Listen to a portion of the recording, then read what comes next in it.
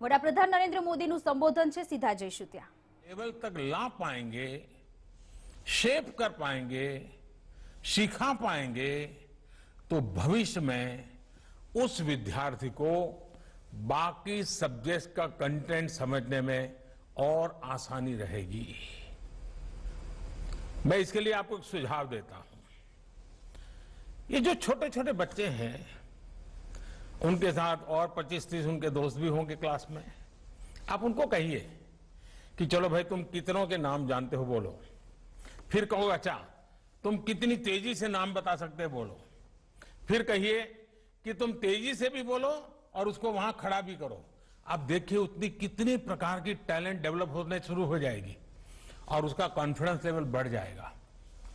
फिर वही बातें बाद में लिखित रूप में रख करके उन्हीं अपने साथियों के नाम, चलो भाई तुम इसमें से किस के नाम बोलोगे, पहले फोटो रख करके दिखा सकते हैं, फिर शब्द लिख करके रखा सकते हैं। अपने ही दोस्तों की पहचान से वो सीखना शुरू कर दे। इसको लर्निंग की प्रक्रिया कहते हैं। इससे आगे की कक्षाओं में स्टूडेंट्स पर बोझ भी कम होगा, आप शिक्षकों पर भी बर्डन कम होगा। साथ ही बेसिक गणित जैसे counting, addition, subtraction, multiplication, division, ये सब भी बच्चे आसानी से समझ सकेंगे। ये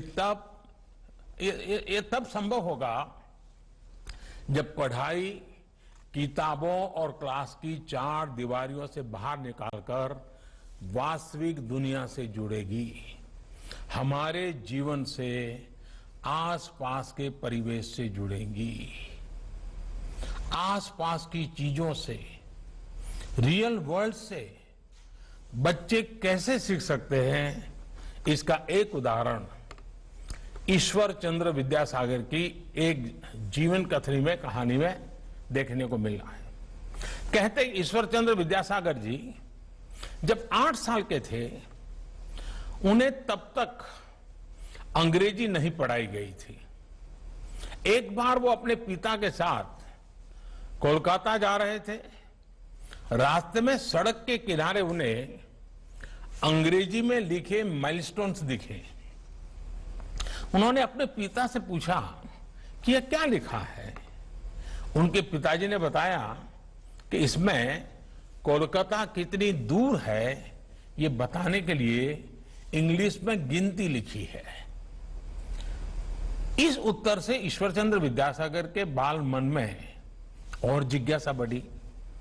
वो पूछते रहे और उनके पिताजी उन मील के पत्थरों पर लिखी गिनती बताते रहे और कोलकाता पहुंचते पहुंचते ईश्वर चंद्र विद्यासागर पूरी इंग्लिश की काउंटिंग सीख गए।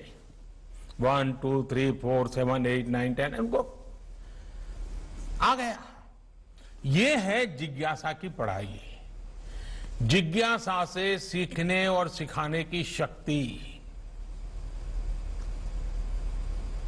साथियों, जब शिक्षा को आसपास के परिवेश से जोड़ दिया जाता है तो उसका प्रभाव विद्यार्थी के पूरे जीवन पर पड़ता है, पूरे समाज पर भी पड़ता है। जैसे जापान को देखिए, वहां शिनरिन योकू का प्रचलन है। शिनरिन का अर्थ है वन या जंगल और योकू का मतलब है नहाना, यानी फॉरेस्ट बेथिंग। वहां स्टूडेंट्स को जंगलों में या जहां पेड़ पौधे बहुत हैं ऐसी जगहों पर ले जाया जाता है जहां बच्चे प्रकृति को स्वाभाविक रूप से महसूस करें, पेड़ पौधों फूलों को सुने, देखें, टच, टेस्ट, स्मेल, अनुभव करें।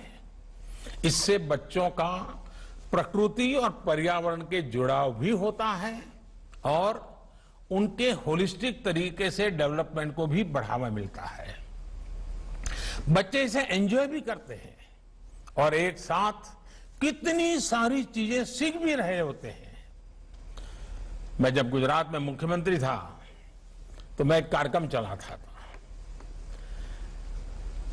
हमने एक सूचना की सभी स्कूलों को, हमने कहा कि सभी स्कूल के बच्चे अपने गांव के अंदर सबसे बड़ी उम्र का पेड़ कौन सा है, जिस पेड़ की सबसे ज्यादा उम्र हो चुकी है वो ढूंढो। तो उनको सब जगह पे जाना पड़ा, गांव के आसपास के सारे पेड़ देखने पड़े, टीचर को पूछना पड़ा और फिर सब में सहमति बना कि भाई हाँ ये पेड़ बहुत पुराना है। और बाद में बच्चों ने स्कूल में आकर के उस पर गीत लिखे, निबंध लिखे, वक्तृत्व कथाएं की, यानी उस पेड़ का महात्मा क्या है। लेकिन उस पूरी प्रक्रिया में उनको कई पेड़ देखने पड़े, सबसे उम्र लायक पेड़ का ढूंढना पड़ा, बहुत सी चीजें वो सीखने लग गए। और मैं कह सकता हूं कि यह प्रयोग बहुत सफल रहा था।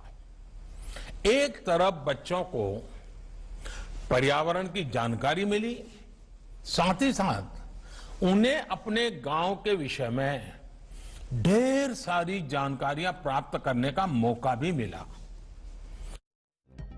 તો વડાપ્રધાન નરેન્દ્ર મોદીનું સંબોધન સામે આવ્યું છે। નવી શિક્ષણ નીતિને લઈને તેમણે બાળકોને સીધો લાભ અપાવ્યો હોવાનું પણ તેમણે જણાવ્યું છે।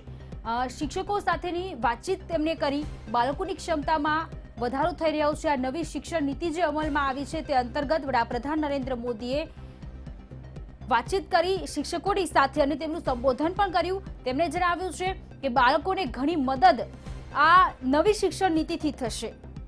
શિક્ષકો સાથે તેમણે સંવાદ કર્યો। બાળકોને આ સીધો લાભ નવી શિક્ષણ નીતિથી થવાનો છે। બાળકોની ક્ષમતામાં વધારો કરશે આ નવી શિક્ષણ નીતિ।